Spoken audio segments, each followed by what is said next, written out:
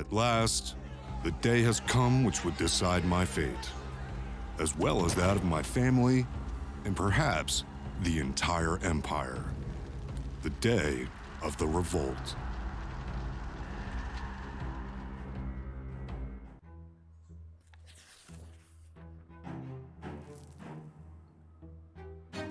The revolt begins. This event is a consequence of your previous actions. Autumn is sentenced.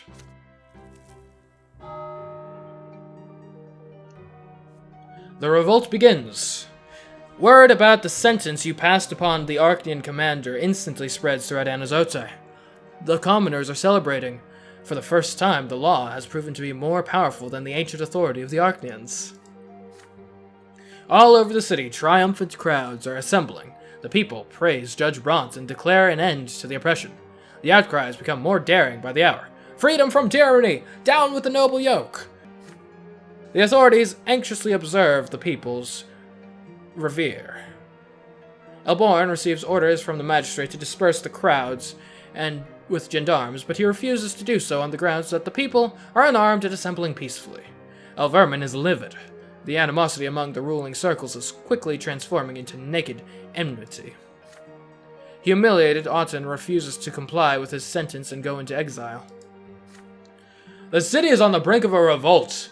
Whatever that dishonorable court may have decided, my duty is to remain in Magra and stop the maddened mob. The nobility of Anazote eagerly gather under Auten's banners, outraged by his sentence. They assemble a militia ready to quell the disturbances with force. Yeah, I guess that is the thing about trying to, effectuate change with the court. Ultimately, the reality is whoever's got the arms is who truly wields power in a society. The news that Auten has refused to comply with the court's sentence infuriates the common folk. The crowds in the squares become larger. Gangs of armed commoners take to the streets.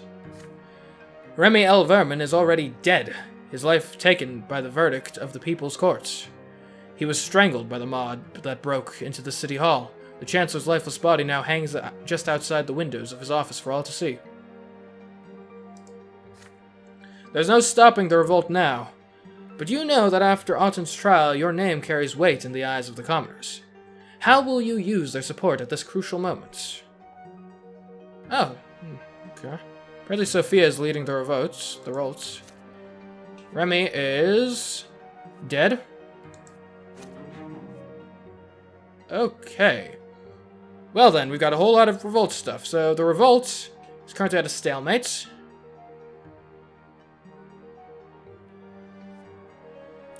The common folk trust me. Your influence among the common people. Okay. There's the nobles' support. Okay, so the nobles cautiously support me. The clergy cautiously supports me. And the troops are a squad. Okay. Chapter 5. The Revolt.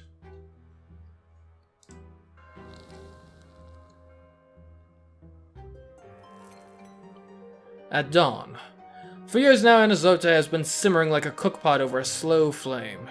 The powerlessness of the simple folk, unable to change the old order, has gradually given way to rage. Finally, this anger became stronger than their age-old submission to the higher estate, and their fear of divine retribution. This rage was the spark that lit the fire of the revolt. All of Anazote's commoners have risen up in rebellion. Workers, artisans, merchants, beggars. They all long to break free of noble tyranny, and the perpetual suffering that is their lot. The most daring among them have joined the last straw. The secret society has sent entire squads of trained soldiers out into the streets. They hand out guns and bombs to the people, weapons that give them a chance to wage war on equal footing against noblemen descended from generations of warriors. But the most dangerous weapon the rebels possess is the people's courts. The commoners have claimed the right to sentence their enemies to true death. The first nobles executed by the last straw this very night served as proof that these sentences are real. For the first time in history of the Empire, the divine force of the law is in possession not only of the noblemen, but also of the common estates. Among the rebels are many new believers. They are ready to take up arms to defend their faith and freedom from the Lots. They are led by Lenart, the abbot of the temple by the silver tree. Prefect Alborn's allegiance remains unknown. The Supreme Judge has taken such pains to give the lowly estate more rights. Will he support a revolt that strives to do the same? Anazote has recently been rocked by a series of spontaneous assemblies and protests. The mob demands equal rights for all estates and freedom from the tyranny of the nobles. The authorities must recognize the new faith and grant the commoners the right to choose their own lot. By nightfall, the rebels had disposed of the guards and taken over the city gate. In a matter of minutes, Anazote was under their control. It is the duty of Overseer Gaius Tempest to crush the revolt. The Arcanian nobleman feared for his own position and power, so he was reluctant to punish the rebellious city as discontent slowly grew year by year. But the ensuing uprising has left him no choice. The Overseer has announced a full-scale mobilization. In the morning, the Legion will march toward Anazote, under his command, and attempt to return the city to Imperial authority with fire and sword. The expeditious arrival of the Legion is the only hope the nobles have left now, that they are locked inside the city. Members of the higher estate, especially the old aristocratic families, fear the coming rampage and strive to keep order on the streets. Meanwhile, the Inquisition, led by Sister Gian, is trying to stop the new believers and urging the people to reject the revolt. Both groups are aware that if the rest of the province follows Anazote into rebellion and chaos, the Empire itself and the divine order will begin to crumble. After nightfall, the city grows quiet. Its courtyards and squares are empty. In mansions and palaces, hasty negotiations are held and schemes are concocted. In dark cellars, the revolt is being prepared and armed units are gathering. Parishes are getting ready to defend the temples of the new faith against the Inquisition. All citizens, rich and poor, common and noble, are arming themselves, some with ancestral swords, others with cleavers. Anazote is preparing, waiting for the dawn. As the Legion arrives for the assault, the rebels assemble into a militia and get ready to fend off the Imperial army. But there's little unity in their camp. Their leaders are already mired in a power struggle. There are also defenders of the Imperial Order within the city walls, members of the old aristocracy, soldiers of the Inquisition, priests of the old faith, commoners unwilling to defy the law and the twins' design. These people too refuse to lay down their arms. The first rays of the rising sun light up the horizon. This day will go down in history. Your entire life has led to this moment. Step by step, you have made yourself the man you are now. Your actions today could alter the course of history. But are you ready to go the distance? What will have become of you by the time the sun sets? So is this all happening in one day?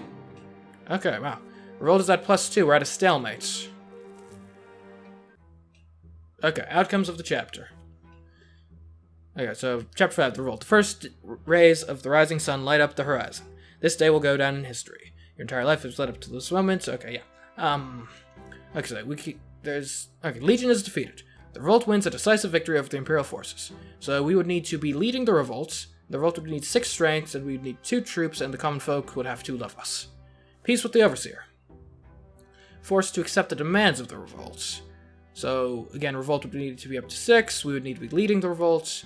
We need at least some troops. Common folk have to like us. Clergy have to like us, and nobles can't absolutely hit us. We need more power. Oh, there are so many ways. Okay. City is defended. Revolt at least 1 strength. Troops at least 2. Willpower at least 10. Okay. Revolt is defeated. So we can't let the revolt get to 0. That would be bad. The surrender of the revolts. Revolts at 0. Okay, so again. The Anazote massacre. The revolt led by Sophia wins at the cost of a relentless massacre. So this is if the revolt gets to 6 while Sophia is leading it. Dark times. Fail to achieve another outcome. Or true death. So in general, what do we need? We need to get the revolt up to 6. We need to be leading it.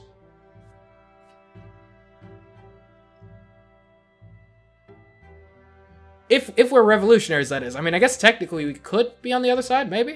I'm not sure. I'm not sure if we've got much of a choice in that. Oh, there's family events. Family's in the city. So if the family stays in the city. Okay. Family has perished. Yikes. Family has fled. That might be good. Family is saved.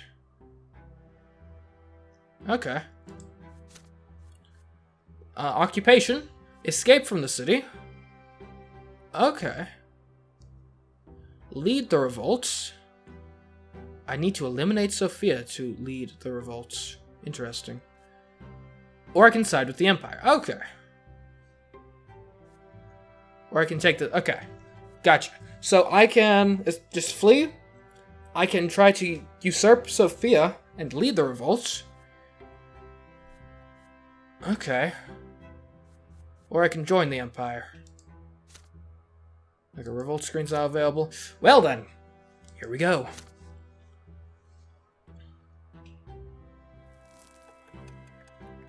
Morning.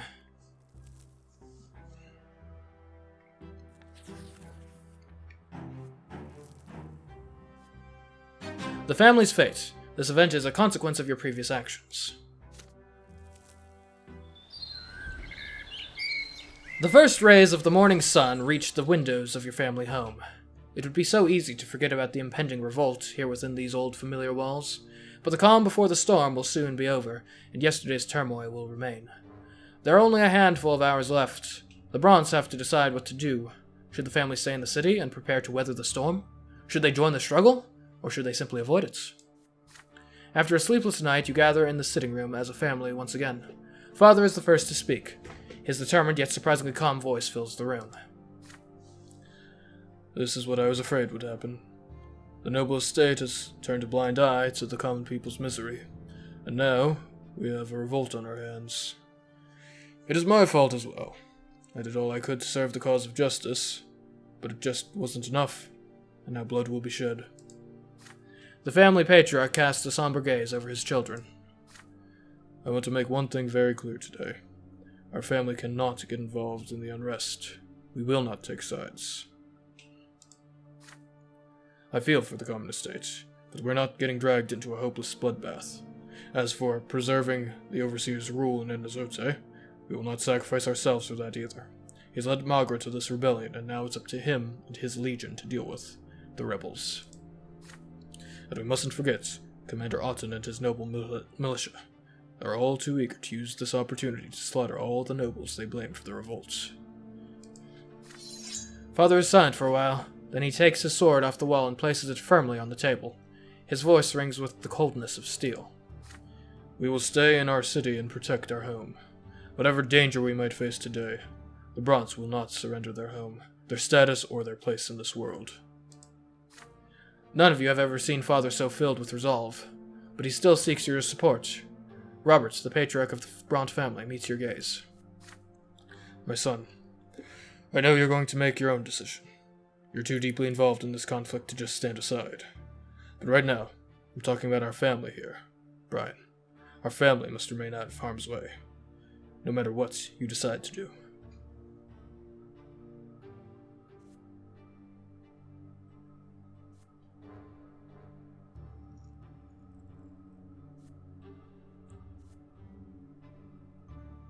Okay, not sure I would have gotten the destiny of, like, Defender, anyways. Oh, I have that, okay, gotcha. I can get them to flee.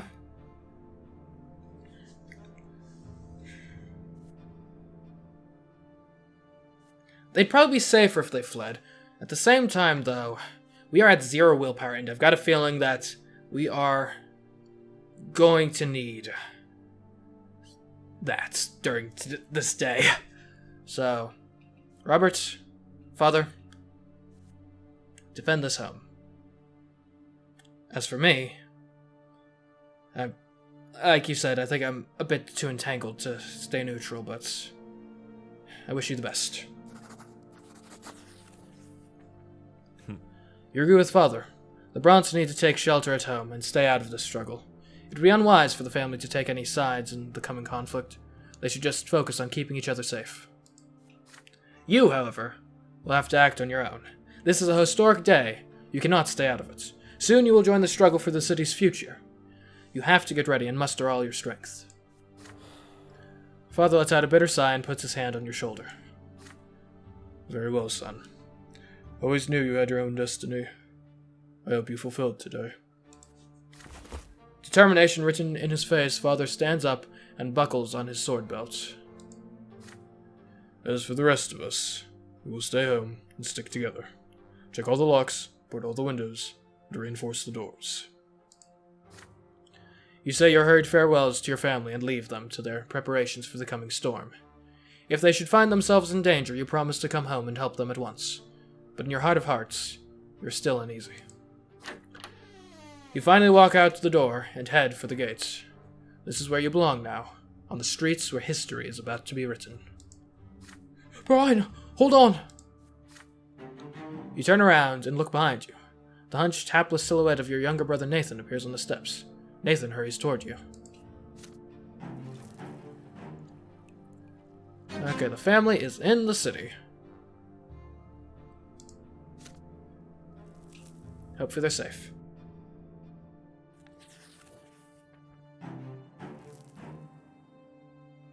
By their will. This event because family has not fallen apart. Huzzah. Your younger brother stands before you, clutching an old prayer book. He speaks, sighs deeply, then begins to speak. I know you're in a hurry, Brian. I'll try not to take up too much of your time. As you know, my faith has wavered all my life. The twins know how much I've sinned, but even in my darkest hours I knew they hadn't turned away from our world. I knew they still cared. Nathan is quiet for a moment, watching a tiny ant make its way across the porch. But I just can't understand. No matter how hard I try, what's happening to us? This revolt against the Empire. How did the twins let it happen? Is this even possible? I mean, the twins made the whole world as part of their design, didn't they? Does that mean the entire world is about to fall apart? This revolt. What is it? Please help me understand. Nathan's sullen gaze rises toward the shining pillar, but thick gray storm clouds are already moving toward the city. The shining strip at the edge of the sky is growing dimmer by the second. You should watch the sky too, lost in thought. What will you tell him? Can't ask the elder because he's not hopeful. I rolled as part of their design because we don't have a good enough relationship. Okay. The revolt is a challenge against the gods. Okay. The revolt is a threat to their design. Walk away without giving an answer. Again, I think willpower is probably going to be the most useful here. We can talk about the theology and philosophy of this later, Nathan. Right now, we've got a revolt to sort out. So, I wish you the best, sir, but mull on it on your own time.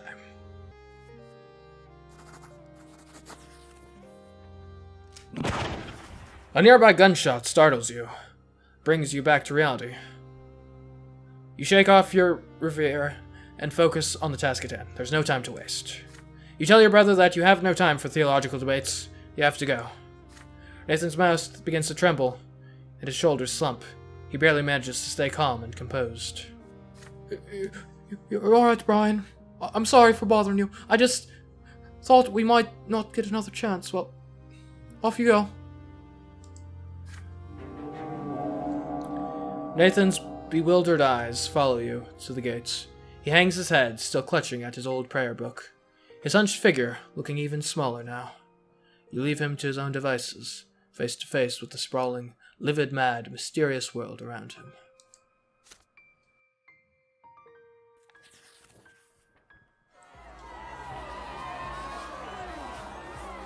Mustering the forces.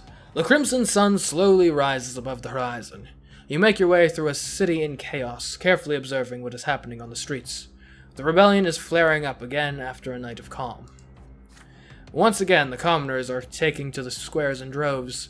The grim resolve in the rebels' eyes speaks volumes. They are determined to seize their freedom or die trying. There are others, however, who are huddling inside their homes, locking their doors, and praying to survive the revolt unscathed. With every passing minute, you see more and more people carrying banners. They bear a hand clutching a lantern, the mark of the last straw. The conspirators have left the shadows at last. They hand out guns to the common folk, using these last precious minutes to quickly teach them how to fire them. The artisans are out on the streets, too, cobbling together makeshift shields out of wood and nails to protect against the nobles and their lathes. Fortunately for the rebels, the nobles remain divided. The old noble bloodlines have sided with Dorius Autumn. The Archnean has sworn to bring down the revolt by any means necessary. His noble militia now stands guard in the Silver District, where the city's most eminent aristocrats have their homes. They represent the greatest threat to the revolts. Many nobles of the Mantle, however, are all too eager to violate their oath of fealty and side with the rebels. Though ennobled to serve the Empire, they no longer want to suffer under the boot of the highborn Archneans and human gentry. But there are many more who are still undecided. Soldiers and low-ranking officers of the Legion, from the city's garrison, officials and functionaries. They have all found themselves caught between the Overseer's orders and the people's revolt. Many of them are biding their time, hoping the Legion or Prefecture will spring into action and quell the unrest. But the Prefecture has yet to react. The city prefect, Sir Elborn, has still not made it clear which side he is on. Even the clergy has been swept up in the strife. Abbot Lennart is gathering new believers for a procession to the Silver Tree, where the people will elect a new patriarch. Old believer priests and common folk who prefer to cling to the lots and save their souls stand in opposition. Even the Inquisition, whose duty is to protect the Church of the Twin Gods against heresy, has been tainted by this schism. The true fight for the fate of Anazote will begin in a matter of hours. You have had 8 years to curry influence among the people of this city. It is time to put your connections to the test. Who can you sway to your side? Who will be willing to sacrifice their lives and fight for your cause? No one! Really? No one! Okay, well, I didn't choose the path of the priest, so not the new believers. I didn't save Thomas's life, so I can't help with the Legion. I'm not on the path of Lothos, so I can't assemble the squad of loyal rebels. Still not a priest, so, can't work with the old believers. Can't unite the nobles because I am not ennobled by the sword. And I can't buy the people's loyalty because I am not the path of Lothos. So, I will bide my time. But hey, it's a lot of willpower. That'll come in handy, I hope. This will be a long day indeed. It will take all your wits and composure to do what you must be done. You spend these last few hours of quiet biding your time and mustering your strength. You keep your ear to the ground and plan your next move. The timing for this rest could not have been more perfect. The storm is yet to come. Both the defenders of the Imperial regime and the rebels need time to gather their forces for the pivotal clash. Gaius Tempest and the Legion will not arrive in Anazote until nightfall. Only then will the fate of the revolt be decided in the ultimate struggle. The Legion is already on the march toward the rebellious city. What can the rebels do to oppose it? Everything depends on how the conflicts of the day play out before the sun sets. The Prefecture and the Gendarmes, will they pursue the rebels or take their sides? Lennart's procession of new believers to the Silver Tree, will the people elect their first patriarch? The disjointed groups of insurgents, will they be able to unite? And if so, who will unite them? Your thoughts are interrupted. The sound of gunfire fills the city streets again. The lull is over. You can wait no longer.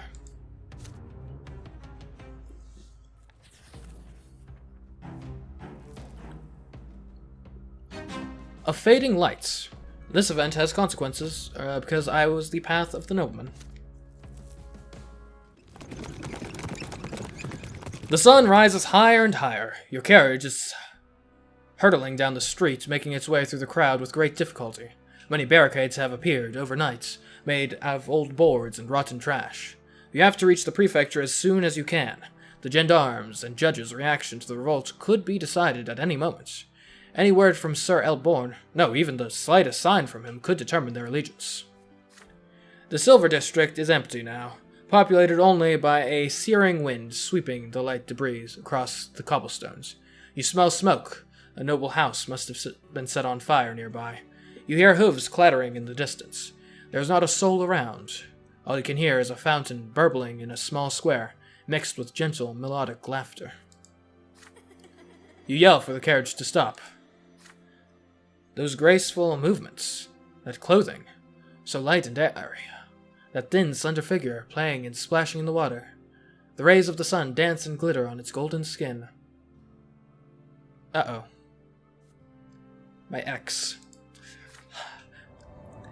That hot, carefree day flashes before your eyes. The sound of the carriage on the cobblestones, the handkerchief dropped on the ground. Does Octavia still remember how you first met? This creature, does it still have anything in common with the prideful Arcanian lady you met here all those years ago?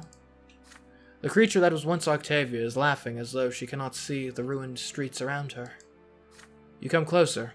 You feel a strange involuntary sense of calm next to this bizarre creature. There can be no hatred in her presence, no pain, no suffering. She raises her large, pitch-black eyes to you. Her voice rings with genuine elation. Do you see it all crumbling now? It's the old world dying, collapsing under its own weight. Do not fear it. It's not a bad thing. This is how it should be. You live in the dream of the one called Octavia Melanides, human, who bears the name of Brante. This dream will end soon, and then it will all be gone. Your empire, your estates, your lots, your shining pillar. And you, human named Brante, will be gone too. And the great mind of the Lattery will leave this dream and move on beyond all borders, beyond all limits. What great joy that moment will bring us. The creature that was once Octavia stretches her thin arms toward the horizon, where smoke already wafts against the backdrop of the sky. The screams of the rioting crowd are drawing closer. This being is not of this world, and it is utterly helpless, especially here in Anazote in the middle of a rebellion. The fate of the woman you knew as Octavia Melanides is in your hands now. Let's see, I can't get her out of the city because Dorius hates me? I can't share a final moment with her because we don't have a spiritual bond. I could part ways, Octavia Melanides escaped the world, or hand her over to the Inquisition. And she really has gone mad. And this would help curry favor with the clergy. Let me look at the destinies again. What does the clergy currently think of me? The roll tab. Cautious. Oh, that's the nobles. Cautious support amongst the clergy.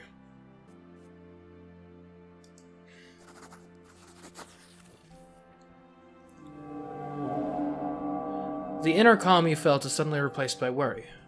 It is not for you to admonish Octavia. She has strayed too far down her forbidden path.